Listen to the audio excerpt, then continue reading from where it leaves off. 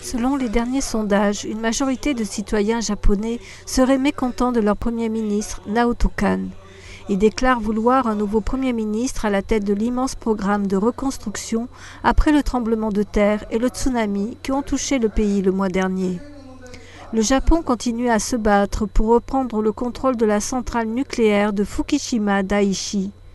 La société électrique de Tokyo, TEPCO, qui gère la centrale, espère arriver à provoquer un refroidissement afin de stabiliser les réacteurs dans les 6 à 9 mois à venir. Mais un rétablissement total pourrait demander davantage de temps et le Premier ministre Naoto Kan a promis d'accélérer le processus. Afin de réaliser cela le plus tôt possible, le gouvernement a prévu de coopérer avec la société électrique de Tokyo dès que la coopération sera nécessaire. Et de manière générale, aussitôt que le gouvernement pourra aider, il aidera. Le président de la TEPCO était également présent afin de répondre aux questions du Parlement japonais. De nombreux parlementaires l'ont accusé d'avoir manqué du sens de l'urgence, surtout au début.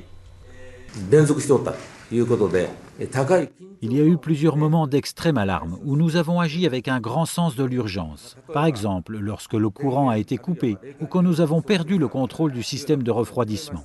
Mais notre politique est de continuer à traiter tous les problèmes avec un grand sens de l'urgence.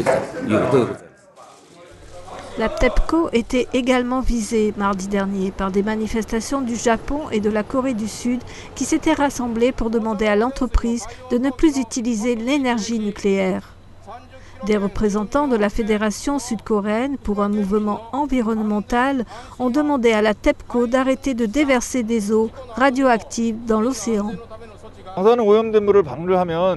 Nous sommes reliés par l'océan. Déverser les déchets dans la mer est pire encore que les rejeter dans l'air. Cela inquiète les pêcheurs coréens. Voilà pourquoi nous avons présenté une lettre demandant à la TEPCO d'arrêter immédiatement le rejet des eaux contaminées dans l'océan.